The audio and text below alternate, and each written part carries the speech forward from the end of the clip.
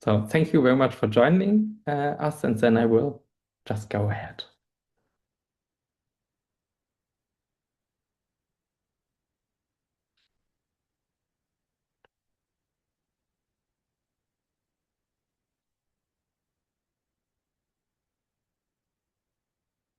Okay, good day, everyone. I would like to say hello to you and invite you to our last virtual event on how do intercultural dimensions shape international research and education projects. And this event is organized by the NAST International Committee. So I first thought we could all write in the chat our first language to see some of our diversity and also just to say hi to everyone. So I would write just hello, which is hello, hi in German, and maybe you can do the same to greet everyone in the chat.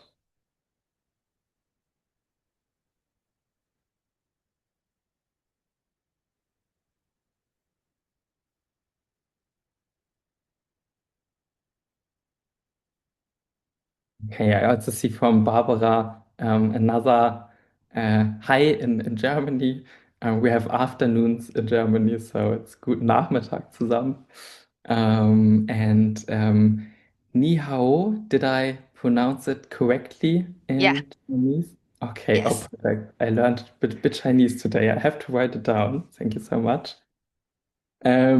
Yeah, I also want to say hi to everyone, and I would like to invite you to a second short exercise to please raise your hand if you have worked or are currently working in international teams.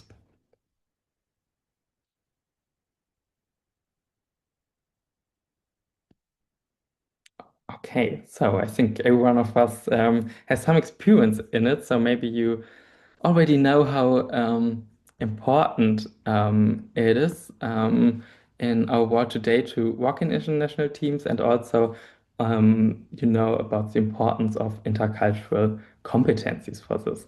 So this is what we want to talk about today. We want to discuss how intercultural dimensions drive success in international research and education, how differences in norms, values, and styles can hinder or spark collaboration, how intercultural competence builds trust, innovation, and equitable knowledge exchange, and how intercultural dynamics intersect with research practices.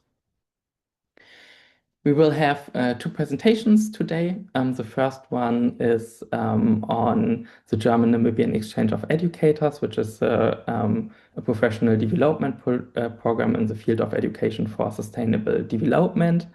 And the presentation will be done by Barbara Scharfbillig from the University of Trier, Elizabeth Kashango from Otjivero Combined School in Namibia, and myself from the University of Kassel. Afterwards, we will have a presentation from Dr. Hui Yang from SRA International on an implementation study of a large-scale computational thinking curriculum introduced in primary schools in Asia. And with this, I would like to change the screen to the first presentation.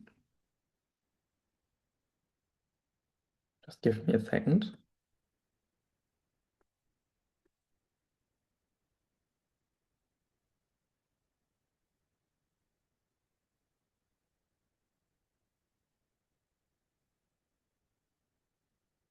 Okay. Okay, good afternoon, everybody. Thank you very much, also on behalf of my colleagues from Germany and Namibia, for giving us the opportunity to present our project here tonight. We're going to speak about the German-Namibian Exchange of Educators, which is a professional development program in the field of education for sustainable development, or short ESD.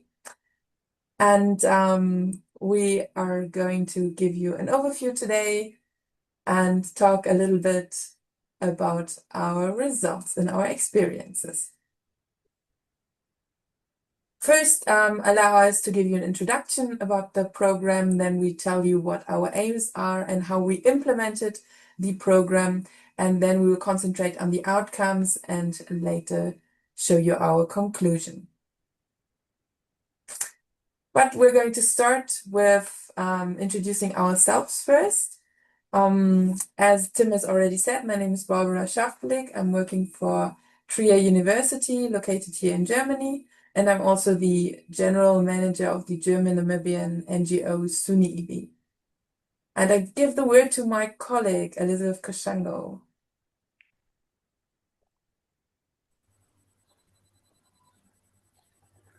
Thank you so much, and good day, everyone. My name is Elizabeth Shekupe Kashango, and I'm a teacher. I've been teaching for 4 years now in Namibia at Otjivero Combined School, and I'm currently teaching mathematics, grade 8, life science, grade 8, and grade 9 also in natural science, which is grade 4. And I'm part of the German Namibian exchange for some years now. I've been part of the German Namibian exchange for some years now, and I'm very much passionate about teaching environmental sustainability and youth empowerment. And I'm very much happy to be here today. And I'm going to hand it over to you, Tim. Thank you. Thank you very much, Elizabeth. Yeah, my name is Tim Hartelt. I'm working in the Department for Biology Education at the University of Kassel in Germany. I have been part of the last round of the German Namibian Exchange of Educators, and I'm also a board member of SUNY EV. And with this, I would like to give it back to you, Barbara. Thank you very much. So as you can see, we already, the three of us, have a diverse background, but the project or the program is implemented by two civil society organizations, which are the Light for Children Foundation, located in Namibia in the eastern Omaheke region in Gobobis. And this is a church-based NGO working in the field of education and also in the field of child support. And the other NGO is SUNY EV, which is a German Namibian NGO concentrating on ESD and certified in Germany as a place of ESD. And this is a volunteer-based organization with a lot of educators in their rows. And those two NGOs are basically implementing the project.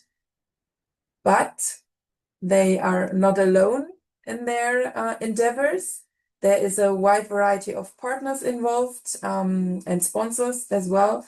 And I just want to single out the Namib Desert Environmental Education Trust, which is also an NGO based in Namibia in the field of ESD. Then additionally, the program has support from the Directorate of Education in Omaheke region, organizing transport and also sponsoring. And 75% of the whole program is financed by the German African Youth Office located in Germany. Yeah, let me give you an overview of our aims. The first one is to qualify everybody in the field of education for sustainable development and subsequently to achieve the SDG sub-goal 4.7, where ESD is anchored in the SDGs. We try to improve the teaching capabilities of all the participants and the teachers participating in the program.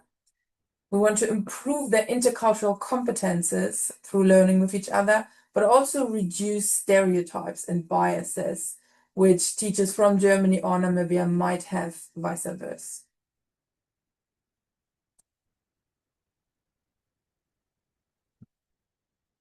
And I hand over to my colleague to tell you a little bit about the implementation. Yes, thank you very much. So we have now completed two program cycles and have currently planning a fourth cycle. This is the team of the third cycle, of which Elizabeth and me were also part. Direct target group of the exchange program are the 14 educators from Germany and Namibia. This includes teachers of all school forms and subjects, special education, educators and caretakers, and also educational scientists and teacher students. But indirect target group are also the 14 employees of the participants, as well as their learners in both Namibia and Germany. You can see an overview of the exchange program. It has a duration of 1.5 years and includes several events. Most importantly, 2 study tours, one in Namibia and one in Germany. Each study tours includes 1 week of job shadowing, 1 week of mutual training in the field of ESD, with experts in different countries, and a week of traveling and visiting educational institutions to get an insight into each other's educational systems. We also have mutual webinars, mutual partner projects in the field of ESD with monthly project meetings, as well as preparation, interim, and follow-up workshops in both countries. Here on this photo, you can see the training in the field of ESD in Germany, and here in Namibia, taking place in the Namib Desert in Nadid. Additionally, the participants also have room to exchange methods and to educate each other about exchanging teaching strategies. During the exchange, the participants educate for each other also about languages, about country-specific topics. Part of the training are also the topics of the German Namibian colonial times, as well as stereotypes, racism, and colonial continuities. The German participants in general are not aware or have very little knowledge about the German Namibian colonial time. Namibia was, before the First World War, a German colony. The Namibians normally have ancestors who suffered or were affected by the colonial crimes, or they had learned about in school. So they have a fair knowledge about it depending on their cultural group. And for the Germans who don't know so much about it before, often because it's often very seldomly taught in schools in Germany. So it's for them, it's really, or would be very embarrassing to travel there, especially to the Omaheke region where our partner organization is located and where the genocide partly took place in the Omaheke region, to travel there and not know about what has happened. So we talk about this in workshops, but also dedicate one day to a place of German Namibian colonial history while doing the study tour in Namibia. So here's a photo of a group visiting the Waterberg. The Waterberg is the place where the German genocide against Herero people started. It's also a place of religious and cultural importance, and also part of a national park. During the preparation, the participants also have several mutual webinars, with one being with an expert on stereotypes, stigmata, and racism. We always use the TED Talk, The Danger of a Single Story, by a Nigerian author. And in general speaking, this is more difficult for the German participants, as many of them are confronted with the history of racism and white supremacy for the first time. It's also difficult for the Namibians due to family trauma during colonial times or during apartheid. But for us, the most important thing is to learn to understand and to have empathy for each other. And this can not be done by lectures or just gaining knowledge, but this can be done by feeling connected and becoming friends. So a high emphasis of the project is on human connections. We try to facilitate trust. This is often easier said than done. We do a fair amount of different group activities for this, trust exercises, and we try to get you to know each other on different levels and to connect. Every participant hosts a participant of the other country for 1 week at their home. And by doing this, we let them overcome difficulties and to bond with each other. Here you can see me in Namibia at the Epokiro Secondary School, and me and Elizabeth at the Willy Brandt Schule in Germany, doing the job shadowing, where we get an insight into each other's educational systems and schools. The participants also create and implement in German Namibian teams projects in the field of ESD. And with this, we produce learning materials that can be used in both countries. And in the end, each exchange reaches up to 1,000 kids and teenagers directly and teaches them about ESD. And with this, I would like to hand over to Elizabeth. Okay, thank you so much, Tim, and I'm very much pleased to present the outcomes of the German-Namibian exchange. We have so many outcomes with these exchange programs, and to mention few, we have observed qualification in the field of education for sustainable development, improving the teaching capabilities, improving intercultural competences, and reducing stereotypes and biases.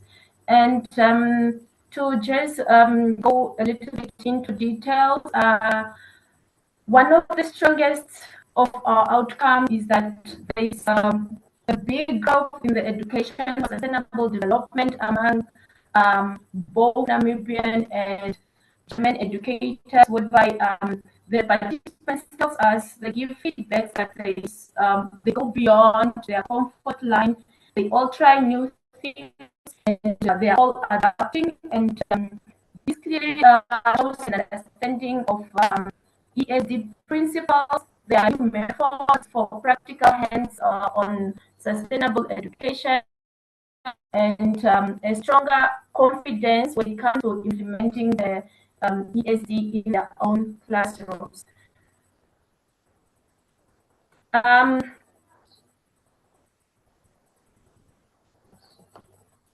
Okay, and the second one is improving the teaching capabilities. The participants tells us that they go beyond the comfort line, they try new things, and we observe and experience different, teaching strategies.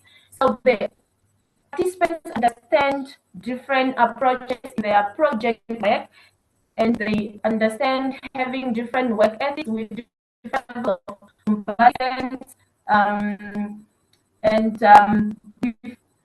and emphasize on outcomes and relationships. So, for example, in American culture, the emphasis is often more on the relationships, whereas the Germans are more output oriented, and this can lead to sometimes frustration, but when it's clearly communicated and clearly communicated about, so there is an understanding that will be developed, and it can also be complementarily approached to the project work. And the third one, which is improving intercultural competences, the participants also learn about intercultural communication, important aspects of intercultural communication, for example, wedding, non-verbal communications, when to look at, how to give a present, or for example, clothes,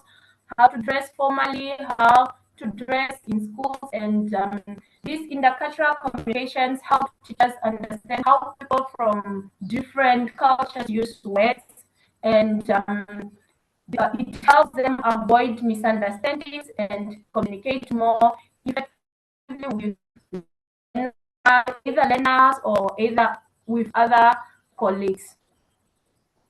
And another one is reducing types and biases.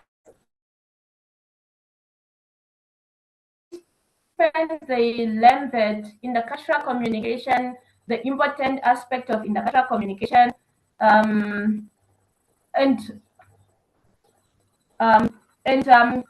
count from one of the final interview of the exchange of 2017, one participant said, after the exchange, what surprised me was how well she, my Namibian colleague, teaches.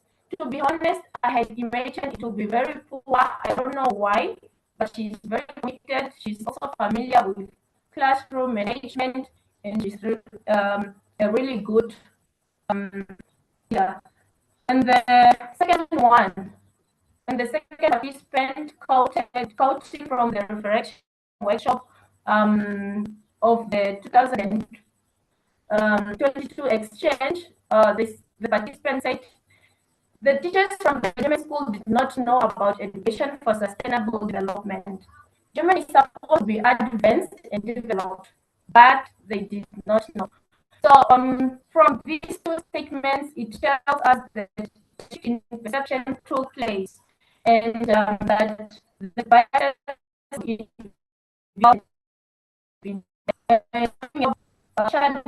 educational institution of the other country together with their colleagues from that country. But we also see other aspects in overcoming stereotypes and biases. Another quote from a referendum of 2018, it says, "I was so surprised that the Germans did not know about genocide during the colonial time. They do not learn about it in school, and they did not know." So this statement is particularly important because it shows that we aim understanding for each other. So not only understanding what happened on the area of today, Namibian during colonial time, but also understanding that the Germans are not aware of this understanding because it's not because of lack of empathy or it's not ignored what happened on the German side. And another call from the reflection, the final reflection of 2017, one person said, "I did not take him and even get to review. I thought there might be racist comments." So that was actually the first time I thought about what you have to be aware of when you're not white. I had never thought about it before. So the exchange makes the participants aware of racism. It shows a large shift in perception also, and this is what we see very often. But we also have a large problem with stereotypes in the group was not operate or go well. So the working norms of all ethics are quite different in Japan and quite different in Namibian working settings. So the Germans are very outcome oriented, while the Namibian participants tend to be more relation oriented. So if problems arise during group work, so Namibian participants often decide to stop contributing. But with the German participants, mostly they decide to do all the work on their own by themselves, and it becomes very or sometimes dominant, and we see this pattern repeatedly. And this is actually contributing to reducing stereotypes because it may strengthen stereotypes about Namibian being lazy or about Germans being rude. So therefore, the group leaders and organizers have to interfere and bring the participants back to the table. And we actually have to do a lot of talking, a lot of explaining, smoothing, and supporting more than we had planned to. And here it is depends on the personality of the participants, if or how willingly they are to self-reflect. And so this moment shows that intercultural work is something that is very complex, and it sometimes can bring out insecurities, habits, and sometimes painful misunderstandings. But it also shows us that growth happens through dialogue, through coming back to the table, talking, listening, and reflecting together. So thank you so much, and I'm going to hand it back over to Papa. Yeah, thank you. Those are not the only results the German-Namibian Exchange of Educators is producing. We do see a lot of international corporations forming out of it. Here you can see a photo of a Namibian soccer club visiting the town of Trier after the exchange because the educators connected with each other. But please also allow me to brag. The exchange has been awarded in Namibia and in Germany. And the participants have been awarded for their projects they've implemented. We see a lot of publications, not only scientifically, but also popular publications. Here you can see the cover of a magazine published by the German Development Agency, for example. And yeah, our conclusion is we can see that the exchange leads to a change in perspective of the participants. And this is something we strongly emphasize. A lot of them are allowed to see outside of their living circumstances. The exchange facilitates the gaining of knowledge and the improvement of teaching in the field of education for sustainable development. And this trickles down to the classroom and to the learners or pupils they're educating. It enhances teaching motivation and it affects the personal life of the educators who participate. For example, by a change in everyday life behaviors, such as being more aware of diversity in your society, or living more sustainable, or participating in political activities, which we can also very often see after the exchange. Additionally, the exchange enhances intercultural competences, and it shows that stereotypes and biases are only overcome with self-reflection, which has to be included in the exchange to really tackle your inner mind.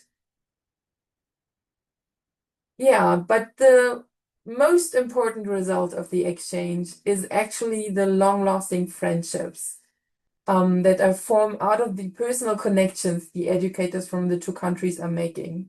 And we see that those friendships are sustainable and they overcome time and they lead to more projects and more international corporations.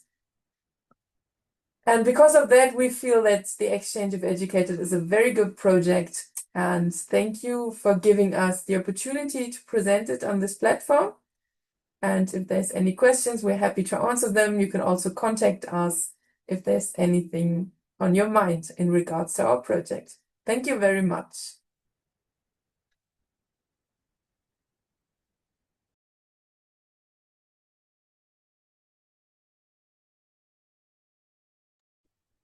Okay, if there are currently no questions, maybe we can also discuss the two projects later together. So I would give it up to you, Hui Yang, to share your screen and start with your presentation. We are very much looking forward to it.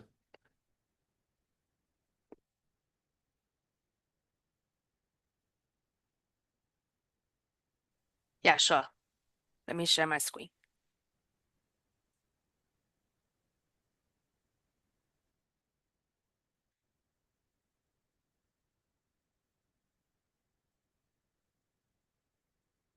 Can everyone see my screen okay? Okay, great. All right. Hi everyone. Even though we don't have audiences today, but we will have audiences later, our virtual audiences. Thanks for being here. So before I start my presentation, I wanted to first to thank the event organizing committee, especially Dr. Tim Hartelt and Dr. Sahar for coordinating this event and for all the communications with the presenters. And I also wanted to thank Dr.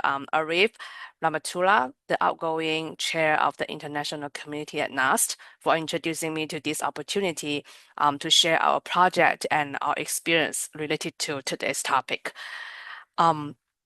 So hi, my name is Hui Yang. I am a STEM and CS education researcher at SI International. For those of you who don't know what SI is a nonprofit research institution with more than 50 years of history working to reduce barriers and optimize outcomes for all students in education. And this is actually my fifth year at SI. And one of my major research strands really focuses on the interdisciplinary computing education, ranging from computational thinking to cybersecurity and AI literacy.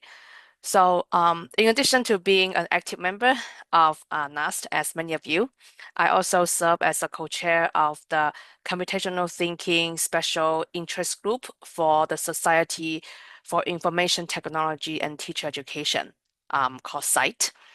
So it's truly a pleasure to be here and to be part of today's event, to join other international scholars as Elizabeth and Barbara here in exploring how the intercultural dimensions shape research and education projects. And in my presentation today, I will briefly share my experiences as an education researcher working on a multi-year implementation study. And then after that, I think we will have the discussion with this the two projects together. But if you have questions, feel free to jump in at any point. So today, there were three things I wanted to share. So first is about the context of this multi-year implementation study in Hong Kong. The study is designed for the computational thinking curriculum project, which I will introduce in my next slide.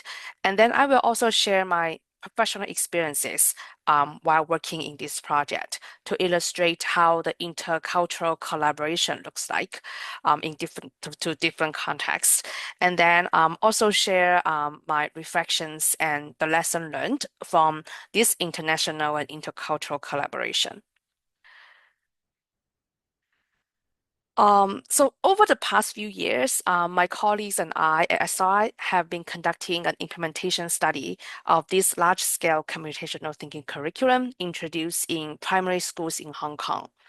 So this project called the Cool Think Computational Thinking Curriculum is supported by the Hong Kong Jerky Club Charities Trust and the Hong Kong Special Administrative Region of China government.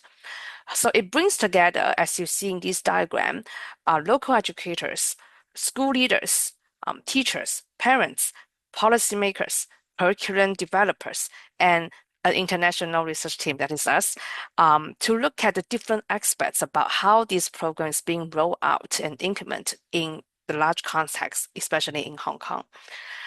So including designing instructional materials, which is the suite of the curriculum itself, and then also providing teachers of professional development and also in-house looking at the classroom implementation, especially how this curriculum and teachers engage students in project-based learning in computational thinking. So as researcher based in the US, our role at SRI has been really examining how the curriculum is implemented in Hong Kong classrooms. And to look at the students, so just in the bottom here, so to evaluate the students' learning outcome, we also need to look at how the teachers really adopt new pedagogical approaches. Our first presenter, our presentation has talked about pedagogies, which is really important. And also like what kind of supports teachers found useful and what kind of factors regarding is the implementation factors or the system factors really enable or hinder the effective implementation of this program. So we have learned so much from designing and translating instruments and working closely with partners to understand really the local educational context and expectations. And all of this contributes to these broader conversations about how to scale this innovative curricula across cultural settings and about how to really navigate the cross-cultural dynamics so we can study how this program really prepares students with the 21st century skills. So this implementation study, I can just give a quickly introduction about it, so you know about the context. There are a different sets of research questions that were being covered in this study. So some of these research questions really looking at what do computational thinking classroom look like at scale?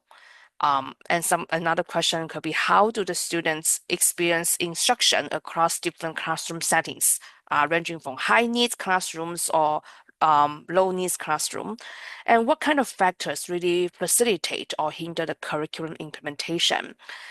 How do the teacher professional development support the teachers' meaningful adoptions of the curriculum? So to address all these questions, and you will see that this question is being designed to look at data in different levels in the system. Our team developed a suite of instruments ranging from classroom logs, so teachers can report how they teach these classes using the curriculum. The teachers and school leader surveys looking at their perception about the program and their confidence of teaching computational thinking. Teacher professional development observations, because this is a curriculum pack, so teachers, they need to be equipped with the knowledge and skills, not only about computational thinking content-wide, but also the pedagogical approaches to teach these concepts in the classrooms. And then we also have system-level interviews, which we interviews different stakeholders at the different levels in the ecosystem, and then also looking at the schools and teachers who are not using this classroom, using this curriculum. So we call it out-of-network surveys, and many more of the other data sources. Together, these tools and these data points really help us to assess the extent to which schools' adoptions was aligned with the initiative design principles and sustained over time. So early, as you see in this exhibit, your left side, that's my left side. Earlier findings from our SIS implementation study has pointed out a set of implementation success factors. So we use that to hypothesize that will lead to the sustained cool thing adoption and desired student outcome. We identify these as successful factors based on the thing design findings from various collected data sources that I just mentioned. So for those of you who are interested in learning more about this study, which I will put a link later after this presentation, I invite you to visit our recently published online report on the SI website. So this report really concludes a series examining the scaling of this curriculum in Hong Kong primary schools. And the implementation study is actually followed by it was actually like a follow-up study from an earlier impact study conducted during a 32 school pilot from 2016 to 2019 in Hong Kong. And my colleague, Catherine Laguarda, her name is highlighted in this slide. She is the senior principal researcher at SRI, and she has been a PI from both of the studies. So this final NR report takes the success factors, which you see on the first slides, as an organizing framework, and then begin with the classroom levels and working out to the ecosystem. So it describes the cruising implementation in 146 schools in cohort 3 to 5, 1 to 3 years after the adoption of the cruising curriculum. And it also describes the ecosystems for sustaining the crew think at scale to highlight the success factors that observers believe were critical to achieving depth and sustainability of the initiative. So in fact, international research requires navigating language differences, educational norms, cultural expectations, communication styles, diverse interpretation of constructs, etc. So this is how my impression about why this project really related to today's talk. And so today's focus for this talk is really looking at how the instruments and the process was shaped by the intercultural collaboration. I know there are a lot of interesting aspects in this very complex study, but I choose to choose to talk about the instruments and some of the process just to highlight as part of like the intercultural collaboration here. So in the next session, I will share 2 experiences that highlight how the intercultural dimensions shape our research practice and what I learned from this moment. So my first experience here is about translating and validating research instruments. So all of the instruments, as I mentioned in previous slides, were first developed in English and then being translated into traditional Chinese by professional translators. So me as a multilingual researcher formed in Mandarin, which we use Chinese simplified characters and Cantonese, which is Chinese traditional characters. I play a dual role in this process. So first, I bring both the content expertise in the computational thinking aspects and also the cultural linguistic knowledge. And I would say I would share like why this is a salient moment to me, because many of these instruments contain very technical terms like computational thinking, pedagogical terms, etc., and the context specific vocabularies, or like pedagogical concepts that I just mentioned that do not always translate neatly across languages. So a literal translation may preserve the words but lose the educational meaning. And if a more like interpretive translation may introduce like unintended nuances. So these are some sort of dilemmas that we are facing. So to ensure the rigor of and the meaning, I reviewed all the translated versions of the instruments, including the teacher surveys, the classroom logs, and then we also have like team meeting, and I always consulted regularly with our PI, our Kate, and then also our senior researchers, as you see their names appear in the report on our team. And together we discussed the translation options and provided guidance to the translation team so the final versions could be both accurate and understandable for our local teachers, because most of them were they were more comfortable in looking at the Cantonese version of the instruments. And in addition, I also translated the open-ended survey responses from teachers and school leaders back into English for analysis. So again, to just ensuring that the meaning was preserved rather than being distorted. So this moment and this process really become um, um, a very valuable experience for myself, because it reminds me that for instrument, right, if we're working within the intercultural environment, translation is not a mechanical act. It is actually an intercultural research practice that requires communication, interpretation, and a shared understanding across languages and contexts. So this is my first experience.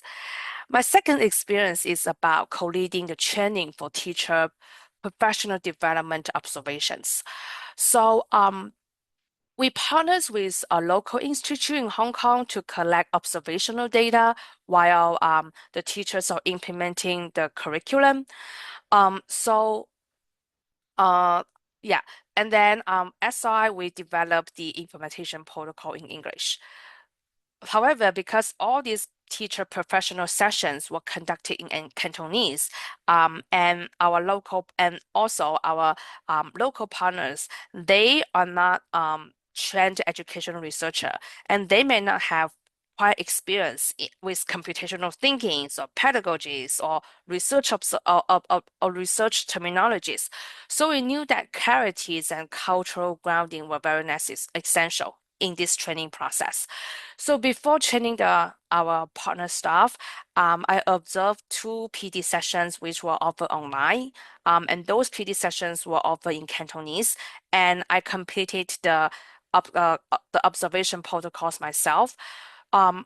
So this would really allow us to bring a real examples into the training, not just a hypothetical cases. So we could show how to interpret the protocol, and then what counts as evidence, and how to document the pedagogical moves accurately using our protocol. So my colleagues and I prepare the training materials in English, but we use these Cantonese examples to bridge the language and the content gap. So this intercultural training process helped to ensure that our local partner could collect valid, reliable, and culturally grounded data. So it is not something that we are handing off an English version of the data collection tool, and then they can just naturally pick up and provide data that we were looking for. So this process is really rich and really meaningful. And I'm proud to be part of this team working on really shaping the process based on our shared understanding.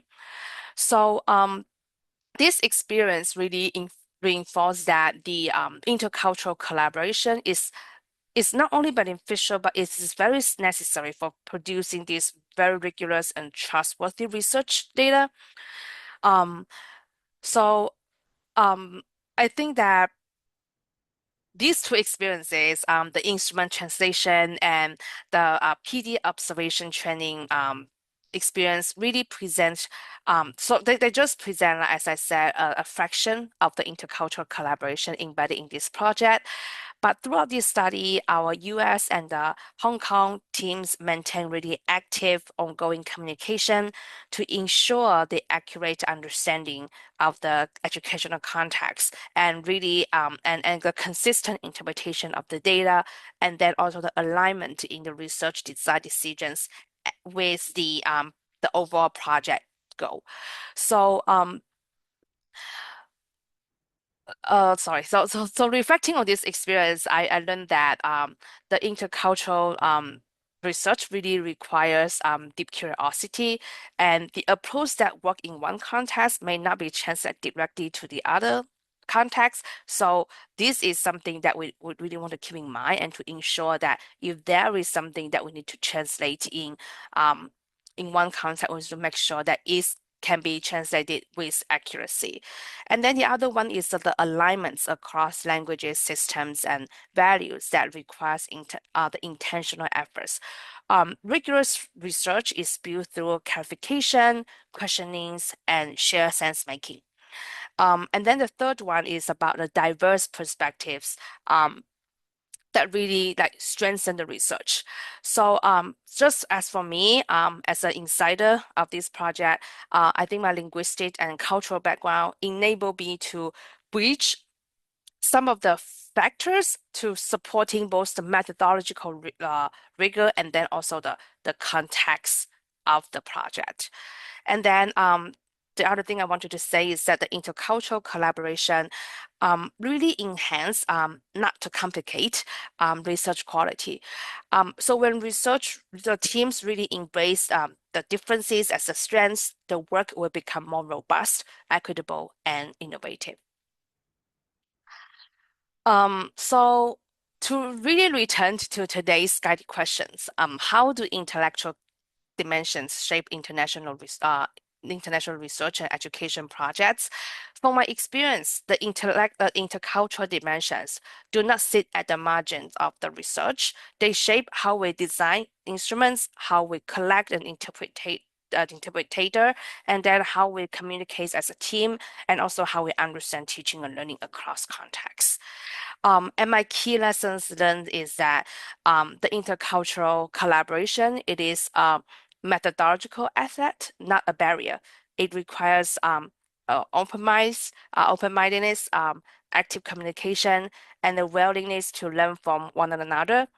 And while when these conditions are in place, the projects will become richer, more rigor, and then also be more responsive to the communities that we serve.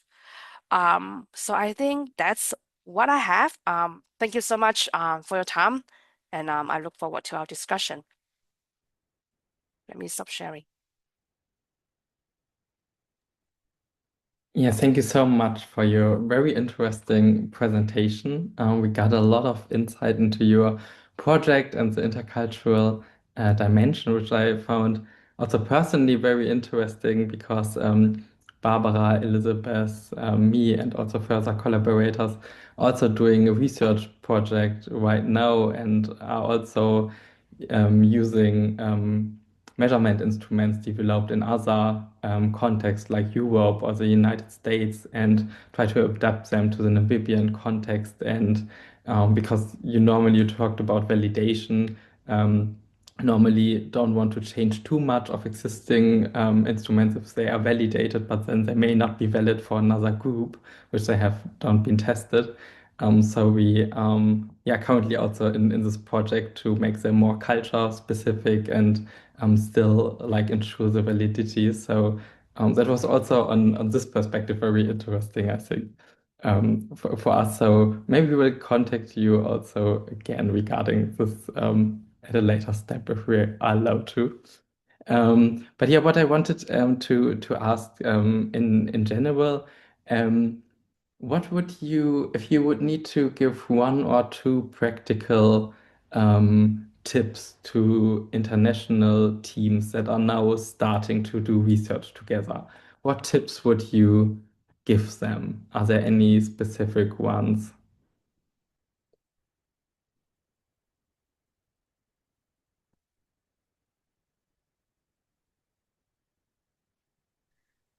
I would say because some research project they may already have an established logic model or the evaluation or the framework, research framework. I would say to visit it to make sure that everybody's agree with the research framework and the logic model. And if there's any things that needs more discussion, start in the early phase.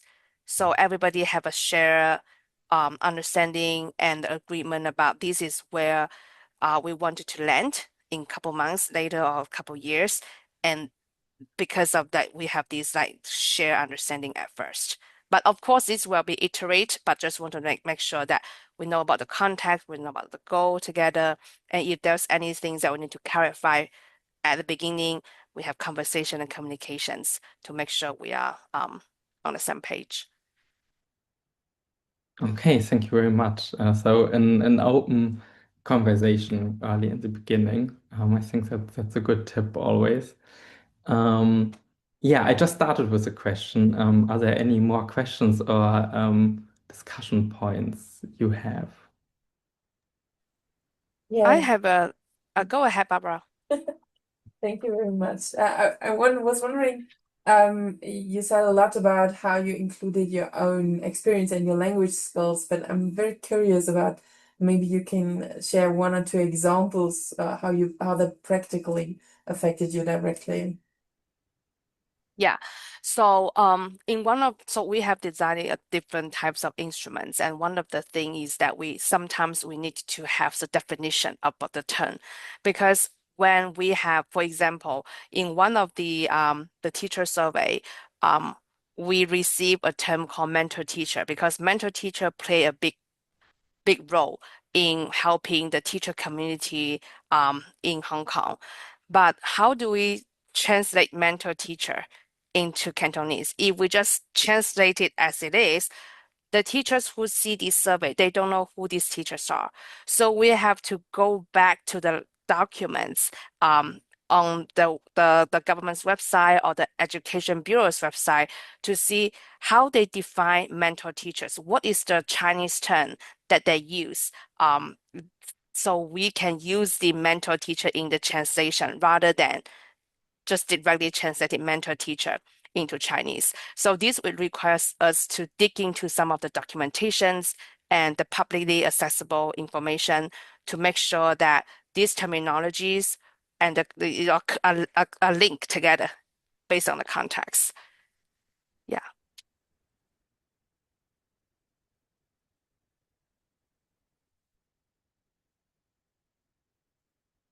I would have another question. Um, in your project there, you talked about how intercultural dimension shaped the research. In our presentation, we also talked about especially how it shaped educational projects, this exchange program. And I was wondering how this can maybe translate to larger scales, or if it's not possible, because, for example, we reach 14 educators around that number during one program cycle. And so, of course, they teach about education for sustainable development, then their students and maybe their colleagues. So I think there's a big reach regarding that.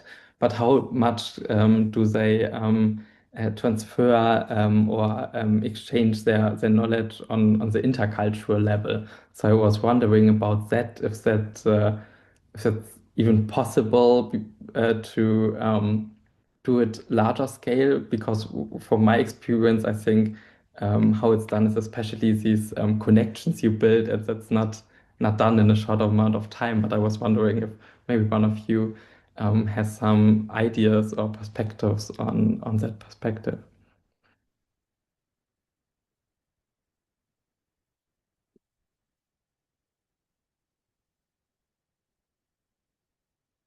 I don't have the answer. I feel that we will need time and different stakeholders in the system to really try to see how things can roll out. Because the project that I presented, it is actually a multi-year implementation study. And it will first have 3 years of the pilot study and then having 5 years of implementation study. So it is a long time and it's a very complex the system that you need to tackle. I'm not sure about Elizabeth or Barbara have anything to add. No, I think it's very difficult sometimes to scale things because you lose a lot on the way. And I never thought about it actually. I think it's a very valid question. I will think about it, but for now I just wanted to say I also don't know. Yeah, I also don't know the answer. That's why I just gave it to discussion. Because yeah, maybe it's something we can think about also after this meeting. Yeah, are there any other questions or aspects you want to discuss? Okay, then I would like to thank you very much to all of the speakers of today for these very interesting presentations and insights. And yeah, I wish you a good day wherever you are located. And yeah, hopefully see you in the future.